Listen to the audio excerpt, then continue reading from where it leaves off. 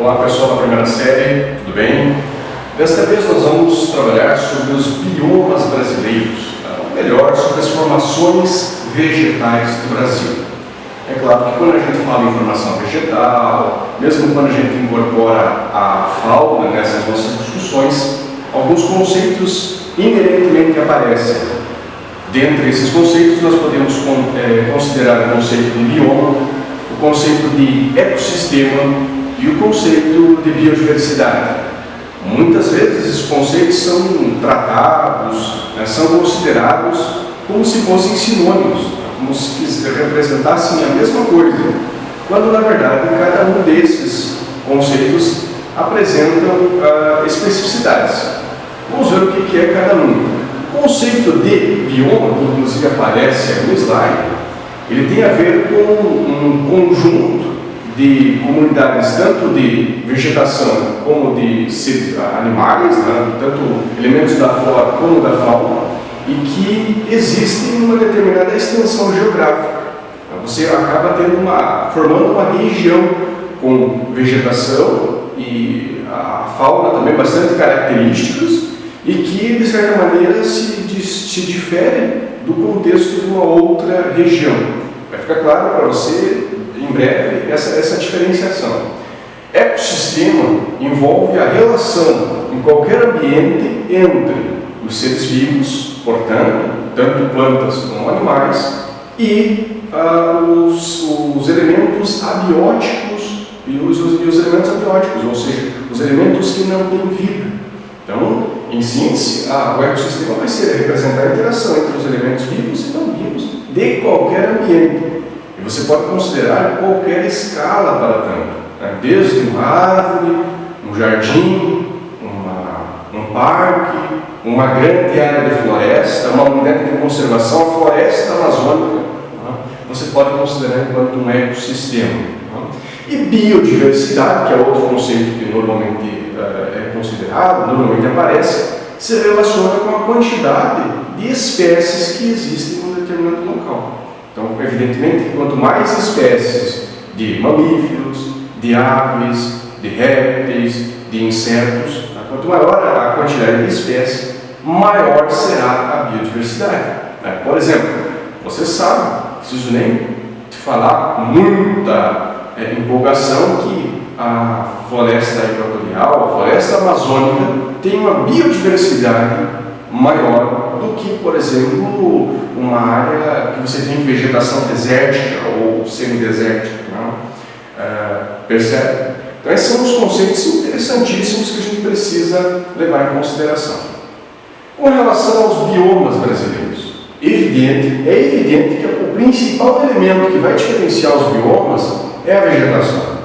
Mas a fauna não difere? Difere, em grande medida difere. Mas a vegetação vai ser a grande diferença, a formação vegetal.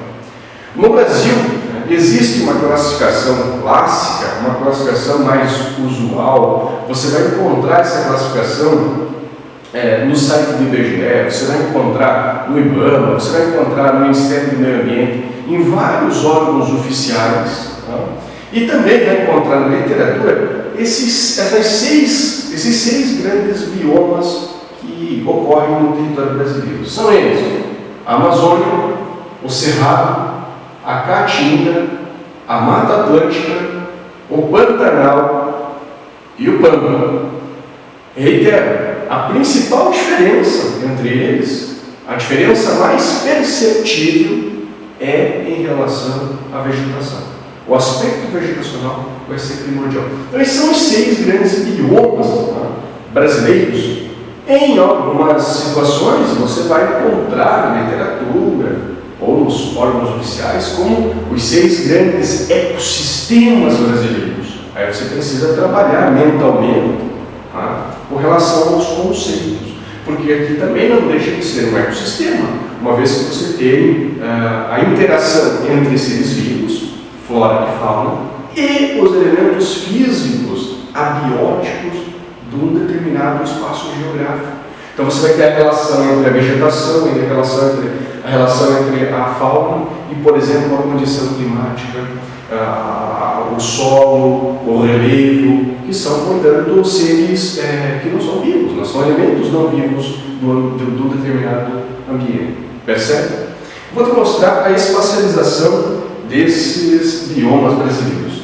Então, ao norte, conforme você pode observar no mapa, lá em verde, nós temos o bioma amazônico, um dos mais importantes do planeta. Importante porque é extenso, importante porque apresenta uma grande biodiversidade, uma das maior biodiversidade do planeta está no bioma amazônico. É claro que o bioma amazônico ele não é exclusivamente brasileiro. O bioma amazônico ele vai estar presente em vários outros países da América do Sul, como Bolívia, Peru, Equador, Venezuela, Colômbia. Então ele vai expandir, vai extrapolar para o território brasileiro. Não é um bioma exclusivamente nosso, do Brasil. Você percebe também, analisando esse mapa, que além de toda essa importância, para o território brasileiro, ele é o mais extenso, ele abrange cerca de 40% do território brasileiro, o que é muita coisa, quase metade do território brasileiro é recoberto por esse bioma. Outro bioma importante que nós temos no Brasil, o bioma do Cerrado. Gosto muito de chamar a atenção para o bioma do Cerrado no contexto atual, sobretudo hoje, em 2020, porque o bioma do Cerrado ele não é dada a devida atenção para esse bioma. Ele é um bioma também muito importante, todos os biomas são importantes, isso é verdade. Esse é um bioma muito importante, tem uma biodiversidade também bem considerável. Quando se trata das grandes formações savânicas do mundo, lembrar lá da savana do Rei Leão, a savana lá da África, quando se trata de formações savânicas no mundo, o bioma do Cerrado é o mais biodiverso. Então, existem várias espécies, principalmente da flora, que são úteis para a produção de cosméticos, para a produção principalmente de remédios, a indústria farmacêutica utiliza muito. Enfim, tem um potencial enorme. Até pouco tempo atrás falava-se muito do potencial. Hoje você tem uma lista de espécies que podem ser utilizadas para diferentes finalidades. E o bioma do Cerrado vem sendo muito impactado nas últimas 2, 3 décadas em função do avanço das atividades agropecuárias, principalmente as atividades agropecuárias, a produção de soja, a produção de milho e a produção de cana-de-açúcar. Soja e milho são commodities, o Brasil exporta. Nesse contexto, você tem praticamente 100% de produção destinada ao mercado externo, e a cana-de-açúcar que também é importante fonte para geração de energia a partir do etanol, a produção de etanol muito forte, então tem crescido cada vez mais, e aí novas áreas de cerrado têm sido tomadas. Além dessas atividades, nós temos as carvoarias que se instalam na região para produzir carvão vegetal ou para trabalhar, para produzir carvão para as indústrias siderúrgicas e etc. E também acabam impactando muito a vegetação nativa. E aí tem todas as características pedológicas que eu acredito que você conhece. Pedológicas, você não lembra em relação ao solo, que toda essa degradação, a supressão da vegetação acaba impactando o solo, primeiramente, e depois as próprias condições climáticas. O Cerrado é muito interessante, a gente poderia passar horas discutindo sobre ele, porque ele também é importante para a distribuição de água para o restante do Brasil. Embora a região do Cerrado, a própria vegetação do Cerrado, que é aquelas árvores todas retorcidas, as árvores, as raízes são mais profundas, são mais longas do que a parte que aflora na superfície, apesar de ter essa aparência de clima seco, de fato, em grande medida, ser seco, é uma região que você tem períodos intercalados de chuva e de estiagem. Essa região é considerada a caixa d'água do Brasil, o guarda-chuva do Brasil, porque chove lá, principalmente no verão, no contexto do Cerrado, o sol absorve, o sol arenoso, e essa água ela é redistribuída para todas as bacias hidrográficas de todas as outras regiões do nosso país. Então, sem dúvida nenhuma, é um bioma muito importante que deveria ter um pouco mais de cuidado. Com relação às características, né? A vegetação amazônica, eu até não te falei, porque eu imagino que você conhece as características da vegetação. É uma vegetação exuberante, a mais exuberante que nós temos no planeta, com árvores gigantescas. Né? Você consegue ter vários estratos. O que seria estratos, professor? Então, você vê, se você estiver na vegetação, você vai ter, se você estiver lá na floresta amazônica, você vai ter uma vegetação rasteira, próxima ao solo, você vai ter uma vegetação mais ou menos da sua altura, você vai ter uma vegetação um pouco mais alta, com 10, 12, 15 metros de altura, você vai ter a cobertura das árvores, né? A formação das copadas, que a gente vai identificar como dossel, e ainda a gente vai ter árvores maiores, que a gente vai identificar como as emergentes, né? Que são maiores do que as demais, principalmente pela busca pelo sol. Né? O cerrado são árvores pequenas, normalmente espaçadas. É claro que existem subdivisões que a gente vai discutir em live, mas elas são espaçadas. Normalmente as árvores não são grandes, não são de grande porte, não tem 15, não tem 30, 40 metros de altura. Então são árvores baixas.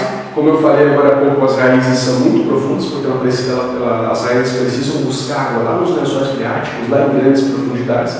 Tem as cascas bastante retorcidas e grossas. Né? Isso ocorre em função da própria composição química do solo e também como mecanismo de defesa à ocorrência de incêndios, de queimadas, que nesse contexto, devido à própria condição climática, altas temperaturas, estiagem, é muito comum. Os incêndios acontecem naturalmente. Tranquilo? Então, vamos para o outro bioma, o bioma da Caatinga. O bioma da Caatinga é um bioma exclusivamente brasileiro. Ele só ocorre no território brasileiro, conforme você pode estar observando. A Caatinga ela vai se diferenciar do Cerrado. Tá? Apesar de também estar no clima seco, professor, não está no clima seco? Está no clima seco. Só que é mais seco ainda do que o Cerrado. A precipitação, a quantidade de chuva é bem menor na Caatinga do que no Cerrado. No Cerrado você tem lá as precipitações durante o verão, né? Você tem um período de estiagem. Na Caatinga, durante o ano todo, ali você vai ter 300, 350, 400 milímetros de chuva. É muito pouco. Né? Chove basicamente no inverno, quando chove, né? Mas há uma escassez muito grande de água, né? De chuva. A vegetação da Caatinga, você também deve lembrar dela, você vai ter o teu imaginário. Vou te mostrar cada uma delas nas lives. Tá? Você vai lembrar. É aquela vegetação esbranquiçada, cheia de espinhos. Tá? Aquela vegetação esbranquiçada, cheia de espinhos, representada principalmente por cactáceas. Você tem a figura do vaqueiro lá, do nordestino, que usa aquelas roupas de couro, tem que se cuidar ali para não se espinhar. Então, a vegetação da Caatinga ela tem essas características. É uma vegetação xerófila, adaptada à falta de água, ou xerófila, com L, ou xerófita, com D, adaptada à falta de água. Muito espinho, com um mecanismo, inclusive, de defesa, com um mecanismo também de proteção do metabolismo. Né? Então, impede que a vegetação perca água para o ambiente externo. Então, essas são as principais características da Caatinga. Por que Caatinga? Muita gente brinca. Caatinga, porque fede, tem alguma coisa que fede lá e tal. Eu até perguntei uma vez para um aluno me disse que era porque morria os animais lá e fediam. Não tem nada a ver com isso. Caatinga quer dizer mata branca, na linguagem indígena local. Tá? É a tradução literal de mata branca na linguagem indígena ali da região. O bioma da Mata Atlântica. Perceba como é extenso o bioma da Mata Atlântica. Vem lá do Rio Grande do Norte ao Rio Grande do Sul, margeando a costa brasileira, avança um pouco mais para o estado de São Paulo, estado do Paraná, avança até o estado do Mato Grosso e originalmente ia até a Argentina e o Paraguai, expandindo, ia para além do território brasileiro. Mata Atlântica também, muito importante, preciso nem falar disso, era de onde se extraía o pau-brasil e etc. Entretanto, se você observar a localização dela, coincide, a espacialização coincide com a área mais densamente ocupada do Brasil, onde tem mais gente. Coincide também com a área mais industrializada do nosso país, na região de São Paulo, Rio de Janeiro, principalmente, o Paraná, todo ele está no contexto da Mata Atlântica. Então essa vegetação não foi muito suprimida. Hoje resta apenas de 5 a 7% da cobertura original, que é uma pena visto a importância também, muito biodiversa e etc. Então é um bioma que também sofreu muito nas ações humanas. Ao sul nós temos o bioma Pampa, o bioma do Pampa, os campos sulinos também, você pode encontrar essa nomenclatura. Ora, pampas ou campos sulinos é uma vegetação rasteira, uma vegetação de campos, então você consegue identificar tranquilamente, porque a vegetação desse campo é como se fosse um gramadão, uma área de capim, corrente na região sul do Brasil. Também é considerado como pradaria, não como estepe, como pradaria, quando você pensa em formações vegetais no mundo como um todo. Porque a pradaria é mais adaptada a um clima mais úmido, você tem um volume fluviométrico considerável nessa região, uma vez que a estepe não poderia ser, porque a estepe ocorre num local de clima mais seco. E nós temos ainda o bioma do Pantanal. O bioma do Pantanal, a vegetação principalmente adaptada à presença de água, salvo esse ano, 2020, que nós tivemos lá uma anomalia climática e passamos por um grande período de estiagem na região do Pantanal, mas é uma vegetação adaptada a estar submersa pelo menos uma parte do ano, é a maior planície inundável do planeta. Então nós temos ali, inclusive, uma mistura de espécies de plantas e animais de outros biomas também coexistindo ali no Pantanal. Um bioma muito importante, bastante biodiverso. Essa é a classificação usual, a classificação mais comum, a maior parte das pessoas conhece. Atualmente tem sido considerado também, enquanto bioma, a mata de araucárias, que estaria no contexto da Mata Atlântica, também é considerado um bioma, você vai ver com essa nomenclatura, com essa terminologia. O mangue, que fica na costa, a vegetação do mangue, o ecossistema de mangue, e a mata dos cocais lá entre o bioma amazônico do Cerrado e o Cerrado. Então você também tem essas três formações vegetais, esses três ecossistemas que estão ali inseridos nesses 6 grandes biomas. Essas unidades, no caso da Mata Atlântica, da Mata de araucárias e dos cocais, são menores, são também considerados enquanto biomas. A classificação mais atual, mais recente. Beleza, pessoal? Espero que você tenha conhecido aí os principais biomas brasileiros e te aguardo no próximo. Um abraço, fique com Deus e até lá!